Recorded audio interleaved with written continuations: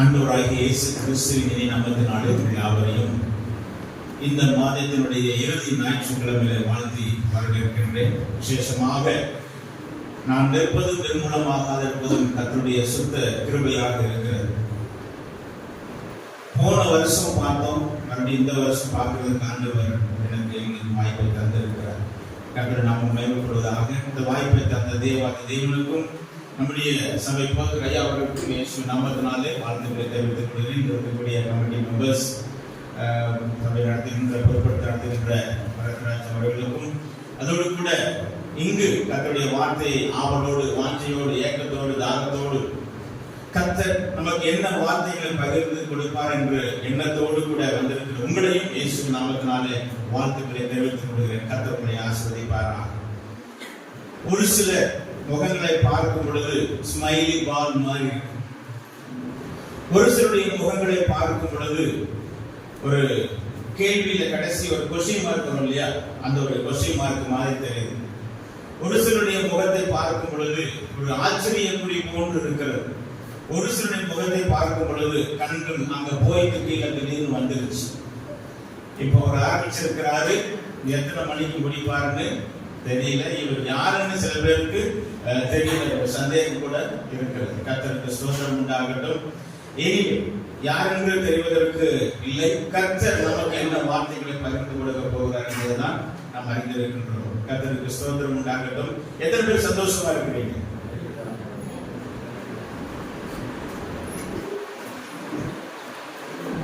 எத்தனை பேர் சந்தோஷமா இருக்கிறீங்கன்னு கேட்டேன்.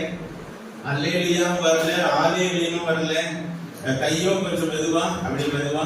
கர்த்தருக்கு ஸ்தோத்திரம் உண்டாகட்டும். ஏதோ ஒரு விரக்தியில இருக்கிற மாதிரி ஒரு ஃபீலா இருக்கு நினைக்கிறேன்.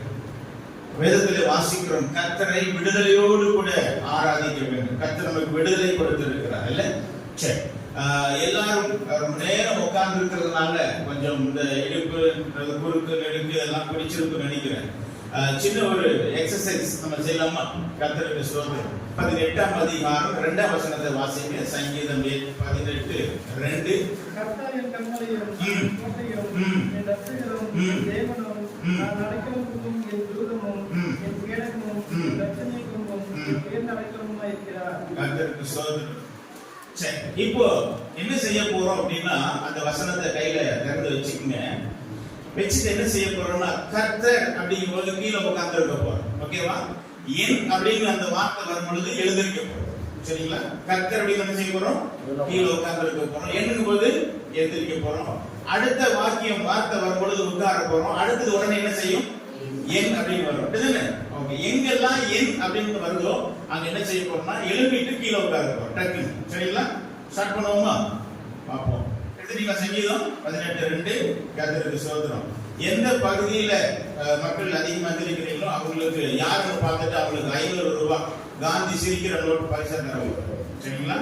ஓகே. இந்த நோட்ல மட்டும்தான் காந்தி சிரிக்கிறார் நினைக்கிறேன். பரவாயில்ல. ரெடி? எடுத்தீங்களா சங்கீதம்? ஓகே. கர்த்தர் என் இல்ல நான் வாசித்து நான் நீங்களே வாசித்து நீங்களே எடுத்துறீங்க. ஓகே. தேங்க்யூ.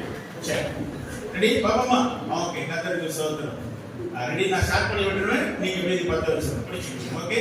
கர்த்தர்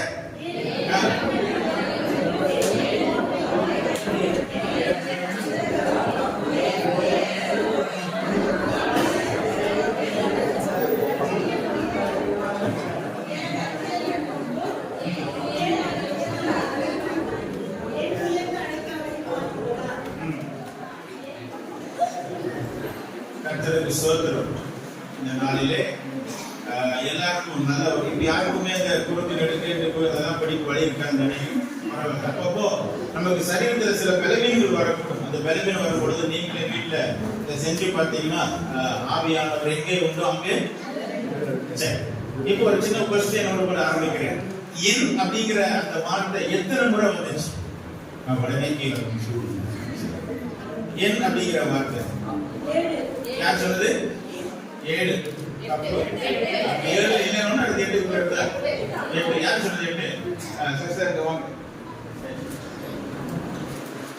சும்மா அனுப்பக்கூடாது. ஏதாவது ஒண்ணு நம்ம கொரியர் அனுப்பிச்சுடுறவங்களுக்கு உள்ள சரி, 8 அப்படின்னு சொன்ன உடனே பைபிள்ல என்ன ஞாபகம் வருது நமக்கு? 8 அப்படின்னு சொன்ன உடனே நோவா பேரையில 8 பேரு காக்கப்பட்டாங்க. இதை பண்ணி கையில வச்சுக்கோ. கேட்கறவங்க டாக்டர் சொன்னாங்கன்னா கேட்டு நான் வந்து வர முடியாது, எனக்கு எத்தி கொரியிருந்தாங்க. சரி, ப்ரொஃபசர் சீக்கிரம் வந்து ஓகே, அவங்களுக்கு ஒரு கொடுத்துருக்கோம். சரி, பைபிள்ல நம்ம நிறைய காரியங்கள் வாசிக்கிறோம். சில நம்பர்ஸ் சொன்னா உங்களுக்கு நீங்க டக்குன்னு ரிசர்வ் பண்ணிருக்கீங்க நினைக்கிறேன்ல. சரி, யோசுவா எத்தனை வயசுல மரித்தார்? யோசுவா 110. சரி, நம்மளுக்கு ஒன்று கொடுக்குறாங்க 110. சரி, ரைட். இயேசு சுவாமி மரித்து உயிர் தெளிந்த பிறகு சீசரோடு சந்திக்கும் பொழுது அந்த பசங்க எல்லாம் கூட இருந்தவங்க மறுபடியும் மீன் பிடிக்க போயிட்டாங்க. தெரியுமா? மீன் பிடிக்க போயிட்டாங்க. அந்த மறுபடியும் போய் மீன் பிடிச்சாங்க இல்லையா? எத்தனை மீன்களை பிடிச்சாங்க? 158. Very good. யார் சொன்னது? 153. ஓகே, மிஸ்ஸஸ் ஏனோக் அவங்களுக்கு கொடுத்துருங்க. 153 பெரிய மீன்களை பிடித்தார்கள் அப்படின்னு சொல்லி பைபிள்ல வாசிக்கிறோம். சரி, இயேசு சுவாமி ஒன்று குறைய எத்தனை சவுக்குல அடி வாங்கினார்?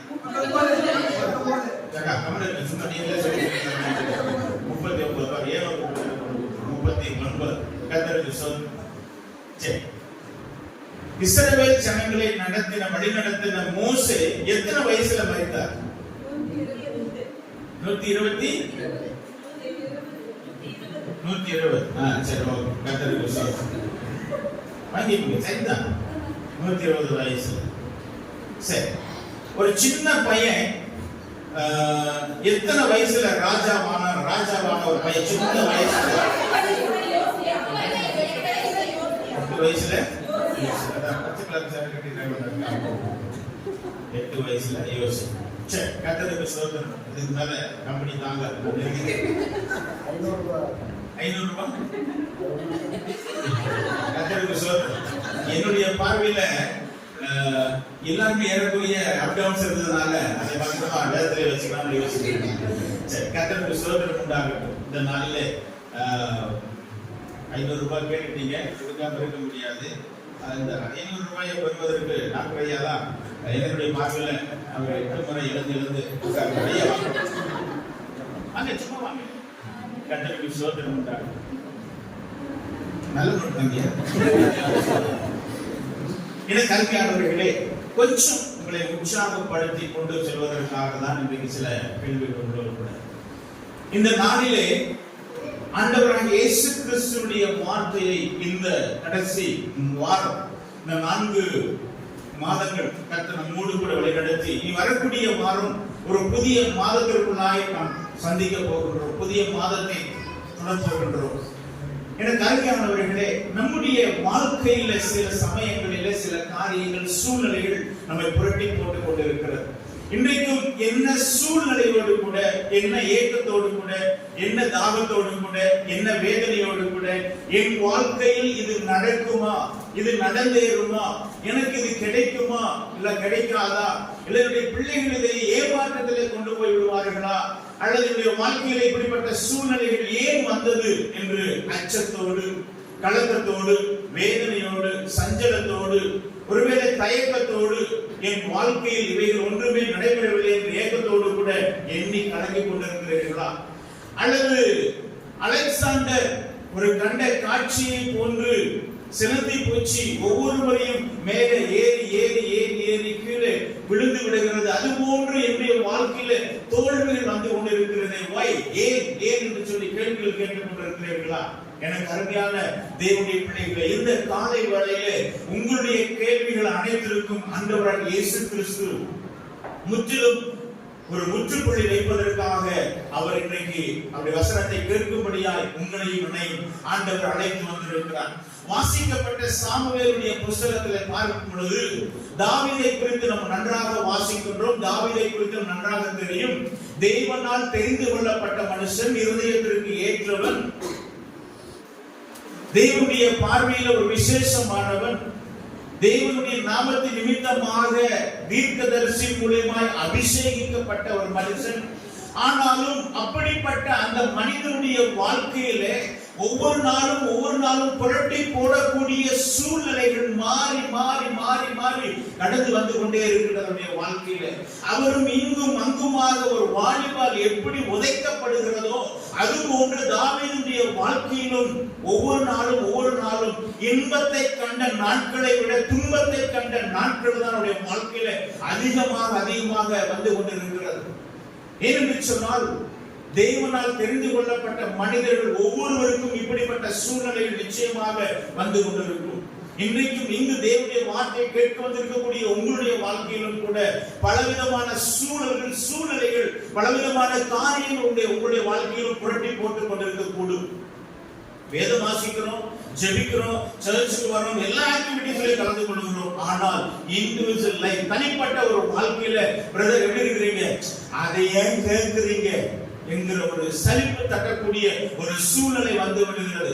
ஏமா எப்படிமா இருக்கிறீங்க, அதை ஏங்க சொல்றது அப்படின்னு ஆரம்பிச்சா ஒரு சூட்கேஸ் நிறைய எழுதி வைத்திருக்க கூடும். அந்த அளவுக்கு பிரச்சனைகளும், அந்த அளவுக்கு வேதனைகளும், அந்த அளவுக்கு சஞ்சலங்களும்.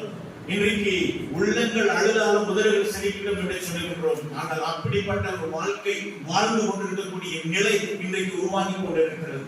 எனக்கு அருமையான தேவனுடைய பிள்ளைகளே, இந்த காலை வேளையிலே தாவீதுடைய வாழ்க்கையில நடந்த இன்னல்கள், இடையூறுகள், தாவீதுக்கு வந்த சூழ்நிலைகள் மிகவும் மோசமான ஒரு நிலைகளை குறித்து நாம் சாமுவேல் புத்தகங்களிலே வாசிக்கின்றோம். இன்றைக்கு உங்களுடைய வாழ்க்கையிலே அது போன்ற சூழ்நிலைகள் காணப்படுகிறதா? கவலைப்படாதீர்கள். நாம் சில சமயங்களில் ஆண்டவர்கிட்ட ஒய் என்ற கேள்வி அதிகமாக வைத்திருப்போம். ஒருவேளை படிக்கிற பிள்ளைகளுக்கு ஏன் தான் இந்த எக்ஸாம் வருதோ அப்படிங்கிற ஒரு கவலை.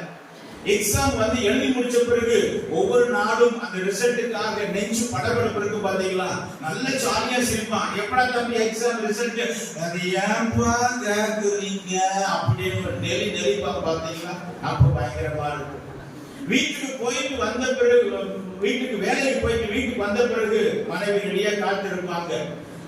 அவருடைய கனவு பயங்கரமா இருக்கும். வீட்டுக்கு போன மனைவி எனக்கு இது அப்படி இப்படிலாம் சொல்லி யோசிச்சுட்டு வருவாங்க. நின்ன உடனே ஏன் இவ்வளவு நேரம், ஏன் எங்க போன நீ, சில வார்த்தைகள் கடும் சொல்லாரு. எங்க போய் தொலைச்ச நீ, இல்ல வார்த்தைகள் மிகவும் கடுமையா இருக்கும். சில சமயங்கள்ல மனைவி எதிர்பார்த்து கொண்டிருக்கக்கூடிய காரியம் நடைபெறவில்லை. நீ எல்லாம் மனுஷனாக இல்ல, எதுக்குதான் நீ இருக்கிற, இல்ல எதுக்குதான் நீ என்ன கட்டுன. வார்த்தைகள் கடுமையான சொற்கள், உள்ளத்தை உடைக்கக்கூடிய ஒரு சூழ்நிலை. சில பெற்றோர்கள் இடத்துல பிள்ளைகள் கேட்கக்கூடிய கேள்வி, ஏன்பா என்னைய,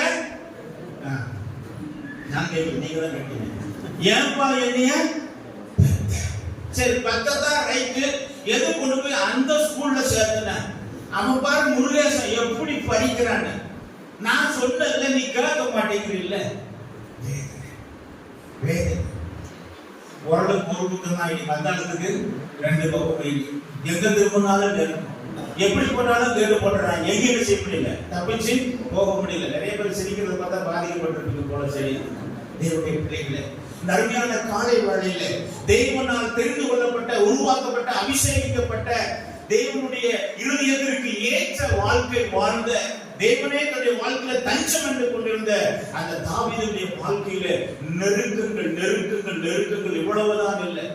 ஓடி போய் ஒளிந்து வாழக்கூடிய ஒரு நிலை, ஒரு தனிமையினுடைய இடம், மறைந்து வாழக்கூடிய ஒரு சூழ்நிலை. அவருக்கும் பல கேள்விகள் இருந்திருக்க கூடும். அதுபோன்று நம்முடைய வாழ்க்கையிலும் தேவனிடத்தில் ஒவ்வொரு நாளும் பலவிதமான கேள்விகளை கேட்டுக் கொண்டிருக்கிறோமா? எனக்கு அருமையான தேவனுடைய பிள்ளைகளே, தாவீது இந்த அதிகாரங்களை வாசிக்கின்றோம். அவர் ஓடி போய் அவர் என்ன செய்கிறார், அங்க ஒருத்தர் விரட்டி என்ன செய்யறாரு, அவரை மிகவும் கொலை செய்யணுங்கிற எதிர்பார்ப்போடு கூட இருக்கின்றார். அப்ப இப்படிப்பட்ட ஒரு சூழ்நிலை தாவீதுக்கு வரும் பொழுது அவர் ஓடி போய் மறைந்து ஒளிந்து கொள்கின்றார். ஆனா இவரை தேடி ஒரு சில குரூப் வந்து பாத்தீங்களா, இது அதை விட மோசம். பெல் இல்லாம, பிரேக் இல்லாம, ஸ்பீக்கர் போய், ஹெட்லைட் பல்பு பீஸ் ஆகி போய், அப்படிப்பட்ட மக்கள் தான் 400 பேர் தாவீது அடைக்கலம் போகிறாங்க. அப்படிப்பட்ட மக்கள் தான் யாரு அங்க வாசிக்கிறோம். ஒடுக்கப்பட்டவர்கள், கடன்பட்டவர்கள், முறுமுறுக்கிறவர்கள், இவங்களாம் யாரு? வாழ்க்கையில பெல் இல்ல, பிரேக் இல்ல, அப்புறம் ஹெட்லைட் பல்ப் பீஸ் ஆகி போய் அங்க ஸ்பீக்கர்ல அவுட் ஆகி போய் இருக்கக்கூடிய இந்த ஜனம் 400 பேர். இவரே ஏற்கனவே பிரச்சனை வேதனை இருக்கிறார். ஆனா இவரு என்ன செய்யறாங்க? ஓடி வராங்க. சூழ்நிலைகள் மிகவும் இன்னும் மோசமாய் கொண்டே இருக்கிறது. இப்படிப்பட்ட சூழ்நிலைகளிலே அவரை பார்க்கிறதுக்கு அவருடைய கூட பிறந்த சகோதர சகோதரி குடும்பங்கள் வர்றாங்க. இன்னும் அவருக்கு வேதனை வந்து கொண்டிருக்கிறது. சில சமயங்கள்ல சின்ன பிள்ளைகள்ல ஐஸ் நம்பர் விளையாண்டுருப்போம் இல்லைங்களா? எல்லாரும் விளையாண்டுருப்போம். விளையாடுறவங்க யாரும் மாட்டாங்க. ஐஸ் நம்பர் விளையாண்டுருப்போம். ஒருத்தர் ஓடி போய் ஒரு இடத்துல ஒளிச்ச உடனே அதே இடத்துல இன்னொருத்தர் ஒளிவம் பாருங்க. நான் முடிச்சுட்டு நீ வந்து என்ன ஒளியிடுற பேசிருப்பீங்களா? பேசிருப்போம். விளையாடுறவங்க யாரும் இருக்க மாட்டாங்க. நான் முடிஞ்சிட்டு நீ என்னை சேர்ந்து காட்டி கொடுத்துருவ போல இருக்கு. இதை வாசிக்கும் பொழுது எல்லாமே நம்மளுடைய உள்ளத்துக்குள்ள வந்து கொண்டே இருக்கக்கூடிய ஒரு வார்த்தை சம்பவங்கள் பார்க்கின்றோம். ஆனால் இந்த சூழ்நிலைகளை பார்த்த உடனே தாவீதுக்கு இன்னும் வாழ்க்கையில பலவிதமான கடுமையான காரியம் வந்துவிட்டது.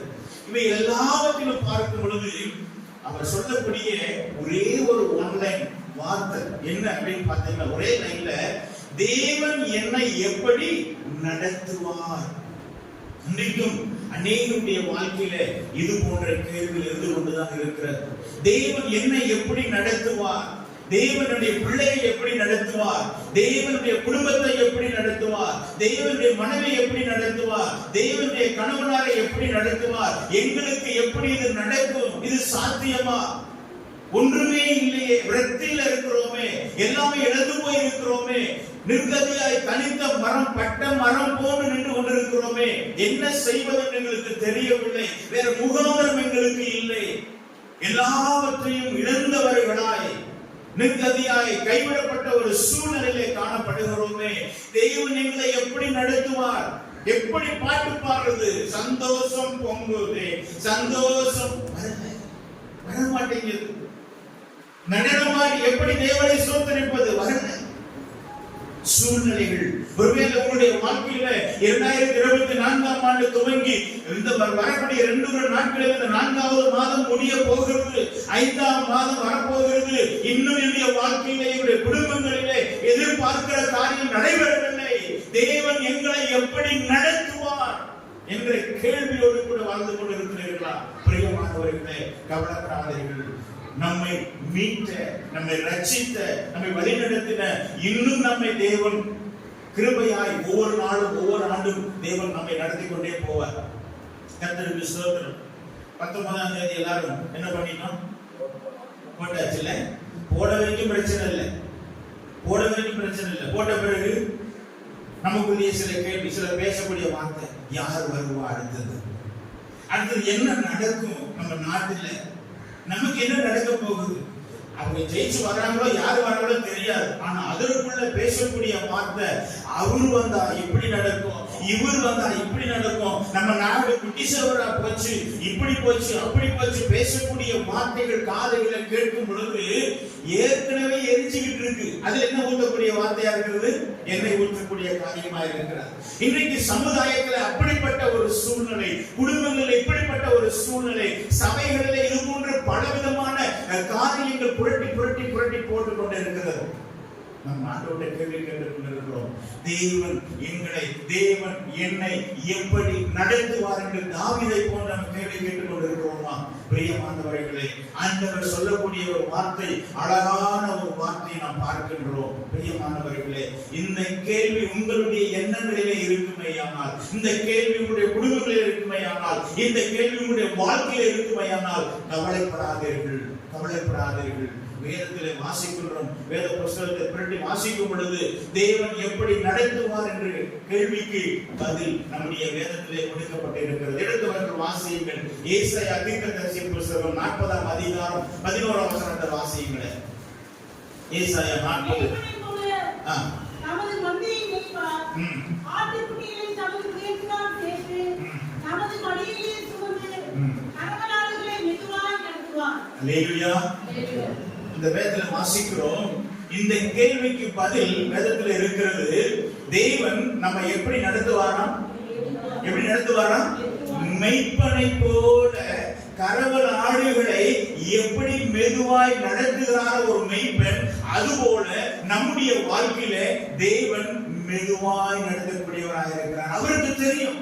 கரவலாடு என்று சொல்லும் பொழுது இன்னும் கொஞ்சம் சின்ன பிள்ளைகள் சொல்லக்கூடிய ஒரு குட்டி போடக்கூடிய ஆடு இல்ல, கர்த்தருக்கு ஸ்தோத்திரம். அது எப்படி குட்டி போடுவதற்கு அது இங்கும் அங்கு உட்கார முடியாது, எந்திரிக்க முடியாது, படுக்க முடியாது, செய்யபடி சாப்பிட முடியாது, ஓட முடியாது. அப்படிப்பட்ட கரவல ஆடுகளை மெய்ப்பெண் எப்படி மெதுவாக தட்டி கொடுத்து தள்ளி கொடுத்து தூக்கிட்டு போய் எங்க தூக்கணுமோ அங்க தூக்கி, எங்க இறக்கி விடணுமோ அங்க இறக்கி விட்டு அதற்கு வேண்டிய ஆகாரத்தை கொண்டு வந்து கொடுத்து அதற்கு வேண்டிய எல்லா விதமான காரியத்தையும் பக்குவமாய் பாதுகாத்து ஒரு மெய்ப்பெண் நடத்துகின்றானோ, அதுபோல நம்முடைய வாழ்க்கையில தாவீதை போன்றிருக்கக்கூடிய கேள்விக்கு ஆண்டவராக இயேசு கிறிஸ்து சொல்கிறார், எனக்கு அருமையான பிரியமானவர்களே, நான் உங்களை, உங்களுடைய குடும்பத்தை, உங்களுடைய வாழ்க்கையிலுடைய கேள்விகளுக்கு ஆதாரமாக ஒரு மெய்ப்பனை போல, ஒரு கரவலான எப்படி ஒரு மெய்ப்பன் நடத்துகின்றானோ அதுபோல உங்களை நான் என்ன செய்வேன், நடத்துவேன் என்று கர்த்தர் வாக்கு கொடுத்திருக்கிறார். இந்த காலை வேளையில பிரியமானவர்களே, கர்த்தர் நம்மை ஒரு மெய்ப்பனை போன்று நம்மை நடத்துகிறவராக இருக்கிறார். அவர் கோலும் அவர் தடியும் பேச்சும். கோலுன்னா என்ன, தடினா என்ன? கோலுன்னா என்ன, தடினா என்ன? கோலுன்னா தலை ஒடிக்கிறது, தடினா அடிக்கிறது இல்ல. கர்த்தருக்கு ஸ்தோத்திரம். அப்படிதான் கர்த்தர் நம்மை நடத்துவார். ஒரு பெருசா பாத்தீங்கன்னா ஒரு சல்லைன்னு சொல்லுவாங்க, அது மேல ஒரு சின்ன ஒரு கத்தி ஒண்ணு இருக்கு. அதற்கு வேண்டிய கோல் உருவி என்ன செய்யுது, இறைகளை கொடுக்கக்கூடிய ஒரு காரியம். தடி நாம் தவறி போகும் பொழுது, தவறி விழும் பொழுது, கர்த்தருடைய பார்வையிலிருந்து வழிவிலகும் போது கண்டிச்சு நம்மை நடத்தக்கூடிய தேவன். அப்படியாய் ஆண்டவர் சொல்லக்கூடிய வார்த்தை என்னவென்று சொன்ன காலை வேளையில, கவலைப்படாதீங்க பிரியமானவர்களே, இன்றைக்கு சோர்ந்து போகாதீங்க தகுதியானவர்களே, என்னுடைய கரத்தினால உருவாக்கப்பட்டவர்களே, என்னுடைய ஜீவனை சுவாசித்துக் கொண்டிருக்கிறவர்களே, நீங்கள் கவலைப்படாதீங்க, உங்களை மெய்ப்பனை போன்று நான் நடத்துவேன் என்று கர்த்தர் வாக்கு கொடுத்திருக்கிறார். இரண்டாவதாக வெளிப்படுத்தின விசேஷம் 7ஆம் அதிகாரம் 17 வாசகம் பார்க்கலாம். வெளிப்படுத்தின விசேஷம் வெளிப்படுத்தின இவர்களை மேய்த்து இவர்களை தண்ணீர் ஜீவ தண்ணீர் உள்ள ஊற்றுகள் அண்டைக்கு நடத்துவார். தேவன் தாமே இவர்களுடைய கண்ணீர் யாவையும் குடிப்பார் என்றார். அல்லேலூயா. இன்னைக்கு எதை குறித்து நீங்கள் அழுது கொண்டிருக்கிறீர்கள்? இன்றைக்கு அநேக குடும்பங்களில அழுகையின் பள்ளத்தாக்குகள் தான். எவ்வளவு வருமானங்கள் சம்பாதித்தாலும் அது பொத்தல் பையில போடுகிறது போன்றுதான் இருக்கிறது. எல்லாருடைய குடும்பங்களிலும் கண்ணீர் தலைக்கு மேல வளர்ந்துட்டாவே, பையனாகட்டும் பிள்ளையாகட்டும், கண்ணீர் வடிக்க வேண்டிய ஒரு சூழ்நிலை. சின்ன பையனா இருந்தாலும் கண்ணீர் வடிக்க வேண்டிய ஒரு சூழ்நிலை. திருமணம் ஆகாத வரைக்கும் பிரச்சனை இல்லை, திருமணம் ஆயிட்டாதான் கண்ணீர் அதிகம். திருமணம் ஆகாதவங்களுக்கு பிரச்சனை இல்லை அப்படின்னு நினைக்கிறீங்களா? அவங்களுக்கு எப்படி பிரச்சனை, உனக்கெல்லாம் கல்யாணம் ஆயிடுச்சு, எனக்கு ஒன்னும் கல்யாணமும் ஆகல அப்படிங்கிறது ஒரு பிரச்சனையாக சில பேர் யோசிக்கிறாங்க. சில குடும்பங்கள்ல பயங்கர விதமான கண்ணீர், விதவிதமான கண்ணீர்கள், வித்தியாசமான கண்ணீர்கள். ஆனால் ஆண்டவராய் இயேசு கிறிஸ்து அழகாக சொல்லக்கூடிய ஒரு வார்த்தை என்னவென்று சொன்னால், சிங்காசனத்தின் மத்தியில வீற்றிருக்கக்கூடியவர் சொல்லக்கூடிய வார்த்தை என்னவென்று சொன்னால், எனக்கு அருமையான விசுவாச மக்களே, அருமையான குடும்பத்தின் மக்களே, என்னை நம்பி கர்த்தரை நம்பி ஜீவிப்போம், கவலை கஷ்டங்கள் தீர்ந்துடும் என்ற பாடலுக்கு ஏற்ற வார்த்தைகளை போன்று என்னை நம்பிக்கொண்டிருக்கிறீர்களா? கவலைப்படாதீங்க. உங்களுடைய கண்ணீர் என்னவென்று எனக்கு தெரியும். உங்களுடைய கண்ணீரை துடைப்பதற்காக நான் வந்திருக்கின்றேன். உங்களுடைய கண்ணீரை துடைப்பதற்காக நான் அவளோடு கூட இருக்கிறேன். எந்த விதமான கண்ணீர் உங்களுடைய வாழ்க்கையில் புரட்டி போட்டுக் கொண்டிருக்கிறது? எந்த விதமான சூழ்நிலைகள் இன்றைக்கு அநேகருடைய கண்ணீர் வெளியே வருவதில்லை. அநேகருடைய கண்ணீர்கள் தனிமையான ஒரு கண்ணீராய் காணப்படுகிறதை பார்க்கின்றோம். இந்த தனிமையினுடைய கண்ணீருக்கு பல அர்த்தங்கள் இருக்கிறது, பல சூழ்நிலைகள் காணப்படுகிறது. எனக்கு அருமையான தேவனுடைய பிள்ளைகளே, இந்த காலை வேளையில இரண்டாவதாக நம்முடைய கண்ணீரை துடைக்கிற தேவனாய் இருக்கிறார். கண்ணீரை துடைத்து நடத்துகிற தேவனாய் இருக்கிறார். கவலைப்படாது, நான் உன் கூட இருக்கிறேன், உன்னை விட்டு விலக மாட்டேன், உன்னை கைவிட மாட்டேன், உன்னை என் கையில வரைஞ்சு வச்சிருக்கிறேன், உன்னை அனதிகளும் நடத்துகிற கிறிஸ்து நான் என்று நமக்கு ஆறுதலான வார்த்தைகளை கொடுத்து கொண்டிருக்கிறார். தேவனுடைய பிள்ளைகளே, இன்றைக்கு தாவீது கேட்ட கேள்வி உங்களுடைய வாழ்க்கையில கேட்டுக்கொண்டிருக்கிறீர்களா? தேவன் என்னை எப்படி நடத்துவார் என்று சொல்லி கவலைப்படாதீங்க. அவர் தான் கவலைப்படணும். ஏன் தெரியுங்களா? உங்களை சிருஷ்டித்து இந்த உலகத்துல ஜீவனை, சுகத்தை, பலத்தை கொடுத்து ஒவ்வொரு நாளும் நம்முடைய பாடுகளை தேவன் கொடுத்து ஒவ்வொரு நாளும் நம்முடைய தேவைகளை சந்தித்து அவர் நடத்தி வருகிறாரே. இன்றைக்கு இந்த பாடு போதும், நாளைக்கு நாளை தன்னுடையவர்களுக்காக கவலைப்படும் என்று வேதத்தில் வாசிக்கிறோம். அவர் கவலைப்பட வேண்டும், நாம் எதை குறித்து கவலைப்பட வேண்டிய அவசியமே இல்லை. பிரியமானவர்களே, நம்முடைய கண்ணீர் என்னவென்று அவருக்கு தெரியும். அந்த கண்ணீரை துடைத்து நம்மை நடத்துகிற தேவனாக இருக்கின்றார். மூன்றாவதாக சங்கீத புத்தகம் 48ஆம் அதிகாரம் 14ஆம் வசனம்.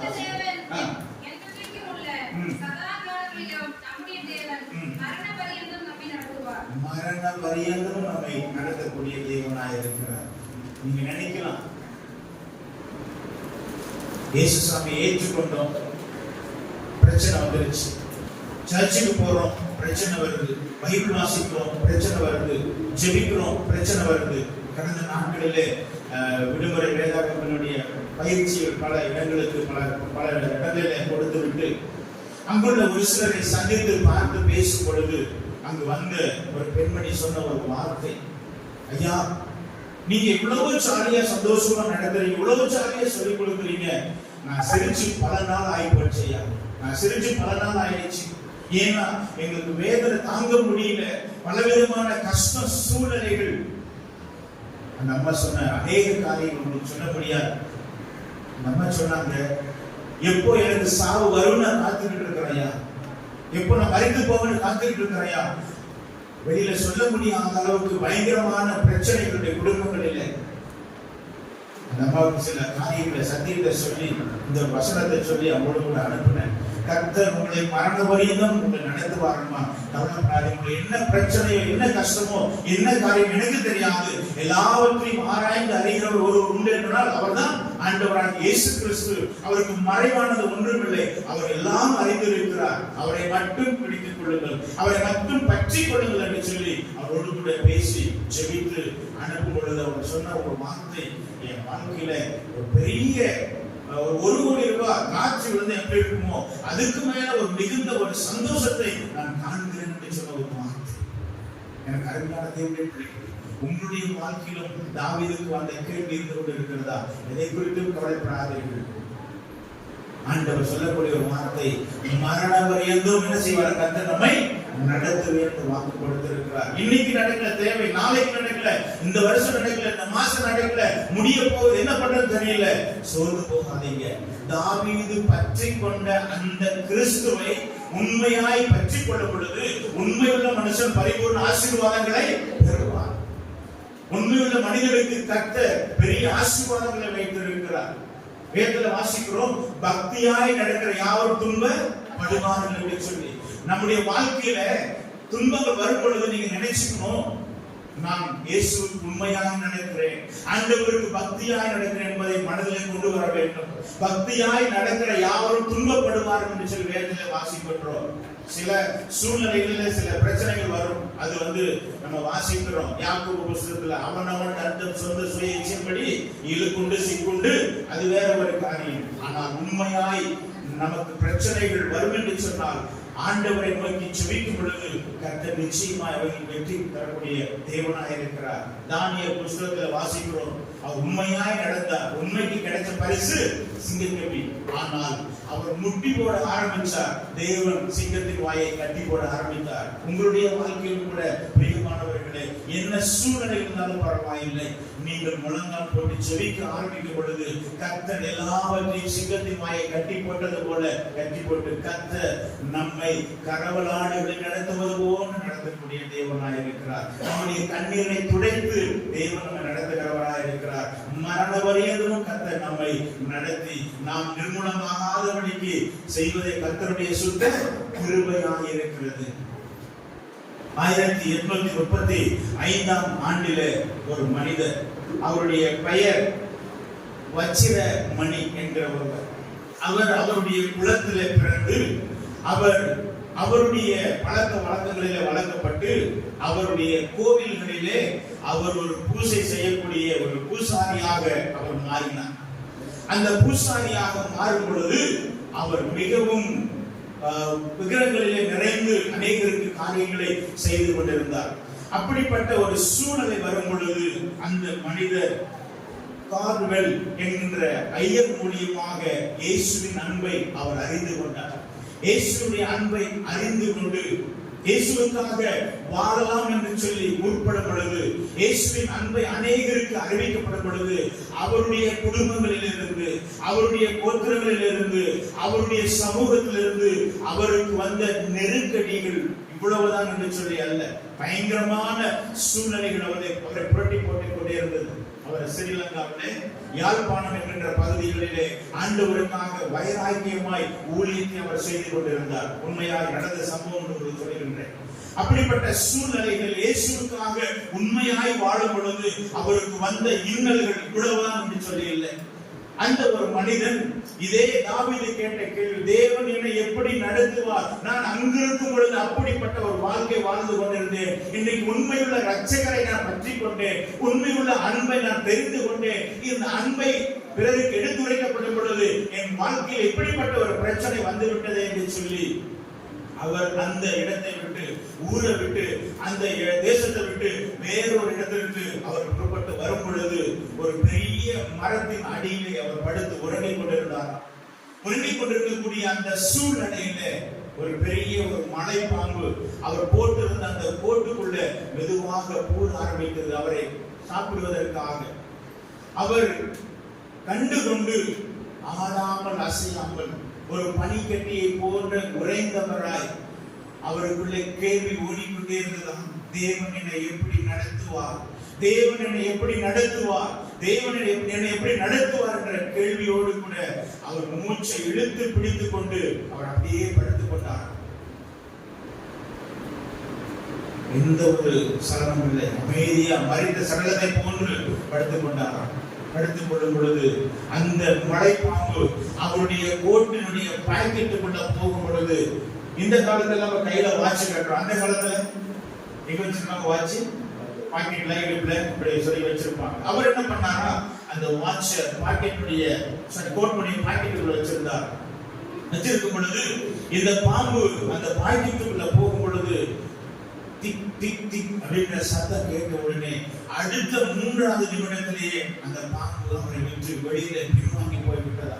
அப்பொழுது அவர் புரிந்து கொண்டாராம், தேவன் என்னை எப்படி நடத்துவார், என்னுடைய வாழ்க்கை இதோடு கூட முடிந்து விட்டது என்று சொல்லி யோசித்து பார்த்த அந்த மனிதனுடைய வாழ்க்கையில டிக் டிக் என்ற சத்தம் கர்த்தர் அந்த பாம்பினுடைய காதுகளை விழச் செய்து, கர்த்தர் என்னை எப்படி நடத்துவார் என்ற கேள்விக்கு ஆண்டவர் அந்த இடத்துல பதில் கொடுத்தாராம். அதற்கு பின்பு அவர் அங்கிருந்து ஸ்ரீலங்காவிலிருந்து அவர் புறப்பட்டு இந்திய தேசத்திற்கு வந்து 1910ஆம் ஆண்டு கர்த்தருக்குள் நித்திரை ஒரு பழுத்த பழமாக வயது முதிர்ந்து இந்தியாவிலே வந்து அநேகருக்கு இயேசுவின் அன்பை சொல்லிவிட்டு அவர் காலம் சென்றதை குறித்து புத்தகத்தில் வாசித்து, தேவனுடைய பிள்ளைகளே, இன்றைக்கு உங்களுடைய வாழ்க்கையில், உங்களுடைய குடும்பங்களிலே, உங்களுடைய பிள்ளைகளுடைய கணவனார், உங்களுடைய மனைவி எதை குறித்து, எந்த சூழ்நிலை, உங்களுடைய வேலைகளை குறித்து இன்றைக்கு உங்களுடைய வாழ்க்கையிலும் தாமரை போன்று தேவன் என்னை எங்களை எப்படி நடத்துவார் என்ற கேள்விகள் இருக்கிறீர்களா? கவலைப்படாதீர்கள். கர்த்தரை நம்பி ஜீவிப்போம். கர்த்தர் நிச்சயமாக நம்முடைய வாழ்க்கையில நன்மையும் கிருபையும் தொடரச் செய்து எதிர்நோக்கி இருக்கக்கூடிய புதிய மாதங்களுக்குள் பிரவேசித்து புதிய ஆசீர்வாதங்களினாலும் புதிய கிருபைகளினாலும் தேவன் நம்மை நடத்துவாராக. கர்த்தருக்கு ஸ்தோத்திரம் உண்டாகட்டும். இந்த வாய்ப்பை தந்த தேவனுக்கு மையமாக நன்றி தெரிவித்துக் கொள்கிறேன். கர்த்தர் நம்மை ஆசீர்வதிப்பாராக.